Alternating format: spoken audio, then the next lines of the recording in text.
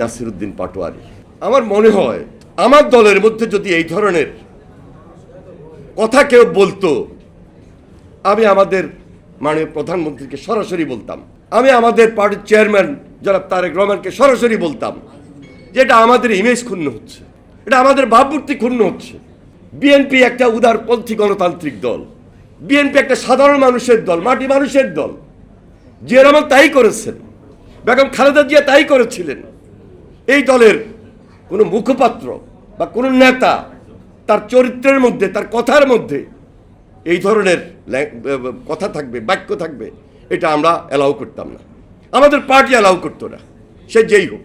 হ্যাঁ, আমি বললাম না যে আমরা সবাই যে খুব ভালো কাজ করতেছি তা না, তবে আমাদের চেষ্টা আর যিনি নেতৃত্ব দিচ্ছেন তার মহৎ উদ্যোগ রয়েছে, তার নেতৃত্বে কাজ করি। কেউ অন্যায় করব সঙ্গে সঙ্গে তিনি খবর দিচ্ছেন, তিনি সতর্ক করে দিচ্ছেন। কিন্তু আপনাদের পার্টির মধ্যে নতুন পার্টি দিয়েছে, এই যে একটা লোক এই ধরনের বক্তব্য দিয়ে যাচ্ছে, মির্জা আব্বাসের মতো লোক তার বিরুদ্ধে নির্বাচন করছেন, ভালো কথা, নির্বাচন করবেন কিভাবে?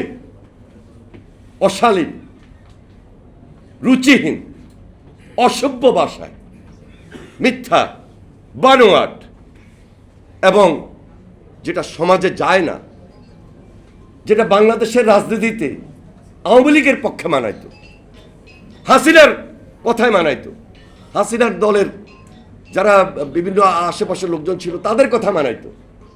কিন্তু এই হাসিনার পরবর্তী কারোর এটা উচিত না, কিন্তু বলে যাচ্ছেন, এবং এখন পর্যন্ত যেভাবে বলেছেন, বলে যাচ্ছেন, এবং বিশেষ করে জিয়া পরিবারের বিরুদ্ধে মাননীয় প্রধানমন্ত্রীকে টার্গেট করে কথা বলছেন, আমরা কিন্তু এখনো খেপে যাই নাই।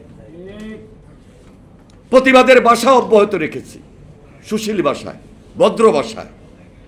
কিন্তু আমাদের সংগঠন, আমাদের প্রজন্ম, আমাদের নেতৃত্ব, আমরা যারা ছাত্র রাজনীতি করে এখানে এসেছি, আমরা যদি কয়েকজনে মুখ খুলি, তাহলে এই ইয়াং জেনারেশন, আমি মনে করি আমি তাদের সঙ্গে যেভাবে কাজ করেছি সেই ছাত্র রাজনীতি শেষ করে জাতীয়তাবাদী দলের ছাত্র বিষয়ক সম্পাদক হিসাবে, এবং এর পরবর্তীতে এখন পর্যন্ত জেনারেশনের সঙ্গে থেকেই কাজ করি। আমরা যদি খুব বেশি উদাত্ত আহ্বান জানাই, স্বাভাবিক কারণেই আপনি একটু বিপদগ্রস্ত হয়ে যেতে পারে। কিন্তু এই রাজনীতি ত্যাগ করেন, এটা অপরাজনীতি, এটা মানুষ গ্রহণ করে না।